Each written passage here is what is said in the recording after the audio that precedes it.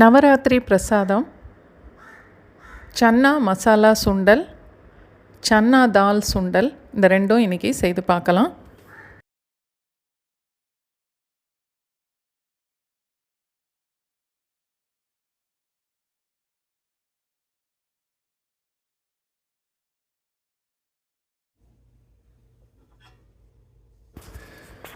ஒரு கப் அளவுக்கு சன்னா 6-7 மணி நேரம் ஊற வச்சுட்டு நல்லா கழுவி குக்கரில் சேர்த்துட்டு 3-4 கப் அளவுக்கு தண்ணியும் சேர்த்து 7 இல்லை 8 விசில் வச்சுட்டு அடுப்பை ஆஃப் பண்ணிடலாம்.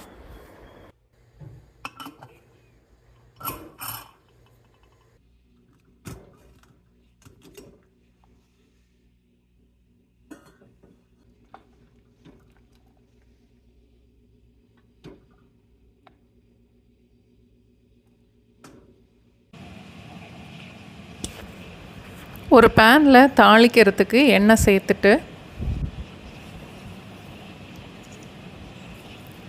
கடுகு, உளுந்தம்பருப்பு ரெண்டும் சேர்த்து தாளித்து அது நல்லா பொரிஞ்சதுக்கப்புறம்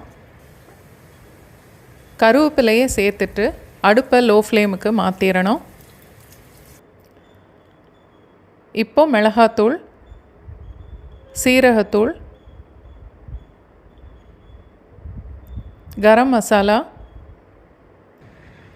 உப்பு எல்லாம் சேர்த்து இந்த சூடான எண்ணெயில் ஒரு 20 செகண்ட்ஸ் வரைக்கும் வதக்கிட்டு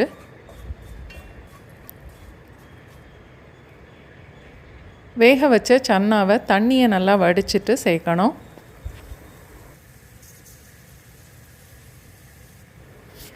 தேங்காய் பூவும் சேர்த்துடலாம். இப்போ அடுப்பை ஆஃப் பண்ணிவிட்டு நல்லா கலந்துட்டா மசாலா சுண்டல் ரெடி ஆயிரும். நவராத்திரிக்கு ஒரு நாள் பிரசாதத்துக்கு இந்த சுண்டல் ட்ரை பண்ணி பாருங்கள்.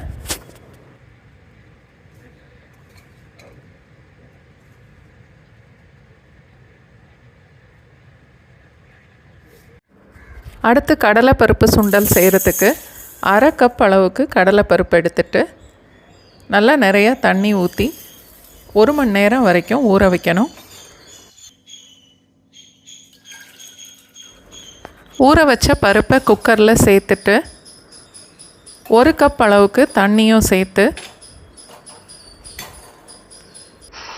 குக்கரில் 3 விசில் வச்சா போதும். கடலைப்பருப்பு நல்லா வெந்திருக்கணும், ஆனால் குழையக்கூடாது.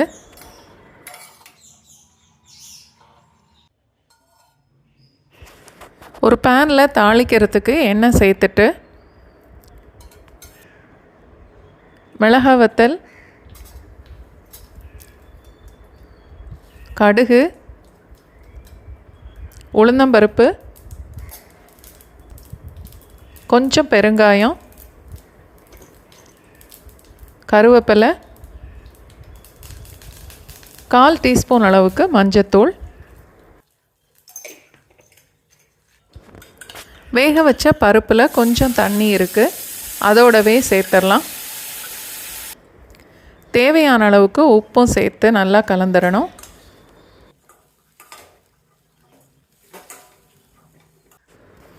அடுப்பை மீடியம் ஃப்ளேமில் வச்சு அடிக்கடி கிளறி விடணும். கடலைப்பருப்பில் உள்ள தண்ணி வற்றினதுக்கப்புறம் தேங்காய் பூவை சேர்த்துட்டு அடுப்பை ஆஃப் பண்ணிடலாம். நவராத்திரிக்கு இன்னொரு நாள் இந்த சுண்டல் செய்து பாருங்கள்.